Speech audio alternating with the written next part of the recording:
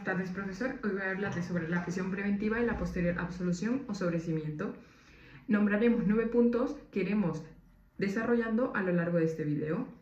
En un primer momento, una previa introducción es que cuando hablamos sobre la prisión preventiva y el derecho a indemnización, cuando tras haberla sufrido una persona resulta finalmente absuelta o se dicta un sobreseimiento. Esta cuestión gira en torno al artículo 294 de la Ley Orgánica del Poder Judicial, cuya interpretación ha cambiado a lo largo de los últimos años, gracias tanto a la jurisprudencia nacional como europea. El segundo punto es la normativa aplicable, que es el artículo 14 y 24 de la Constitución Española y el artículo 294 ya mencionado y la Ley de Enjuiciamiento Criminal.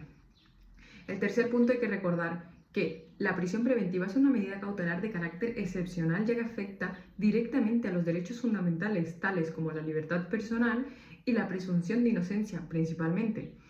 Sin embargo, no es raro ver que en la práctica personas que han estado en la prisión preventiva han resultado finalmente absueltas o sus causas archivadas.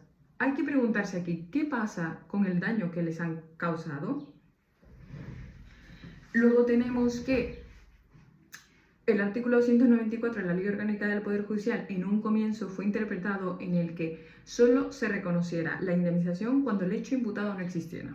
Sin embargo, la sentencia del Tribunal Constitucional 85/2019 declaró inconstitucional esta limitación. Y a partir de esta sentencia, el artículo 294 reconoce el derecho a la indemnización tanto a la persona que resulta absuelta como a la que se dicta un sobreseimiento libre. En un cuarto punto, tenemos que sentencias por la Audiencia Nacional 595/2022 y las sentencias de la Audiencia Nacional 5103/2021 ya aplican este nuevo criterio aplicado por el Tribunal Constitucional. El Tribunal Constitucional y el Tribunal Europeo de Derechos Humanos han sido cruciales en esta evolución. En sentencias del Tribunal Constitucional 125/2019 insiste en que el derecho a la indemnización no es automático, pero debe analizarse la lógica del derecho de daños en estos supuestos. El Tribunal Europeo de Derechos Humanos, en el caso Tendam contra España del 2010 y en los siguientes casos acumulados, han influido en que también se reconociera el derecho a la indemnización a quien ha sufrido una prisión preventiva, pero que al final ha acabado en un sobreseimiento provisional. Y esto siempre que las razones sean sustancialmente equivalentes a las de un sobreseimiento libre. La sentencia 3121/2019 establece cuáles son los requisitos para acceder a esta indemnización. Primer requisito es haber sufrido prisión preventiva. Segundo, que la causa hubiera sido archivada o se hubiera dictado un sobreseimiento. Y el tercero, acreditar perjuicios. Este último requisito, la sentencia de la Audiencia Nacional 1994/2024 recuerda que la carga de la prueba recae quien solicita la indemnización y los tribunales pueden denegarla si concurren elementos como la compensatio lucri cum damno, es decir, si hubo algún beneficio que compensara el daño. Respecto a cuánto se indemniza,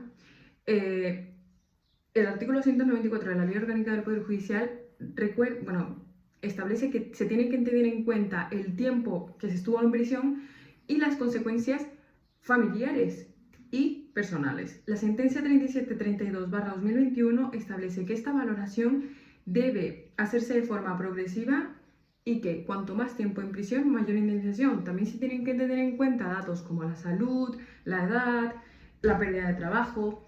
La sentencia 2632/2022 refuerza la idea señalando que el daño moral y social también se deben cuantificar. En un último punto, ¿qué sucede con el sobreseimiento provisional? Aunque el artículo 294 no dice literalmente sobreseimiento provisional, pero sí sobreseimiento libre, la sentencia 159/2025 admite que también puede haber indemnización si es provisional, porque ya no hubieran más indicios sólidos. Es decir, que en la práctica equivale a un sobreseimiento libre. Aquí la clave es que las circunstancias hay que estudiarlas por caso concreto y no aplicar el artículo de forma rígida. Aquí, la última cuestión es de si es necesaria la absolución total. La sentencia 2632/2022 aclara que no.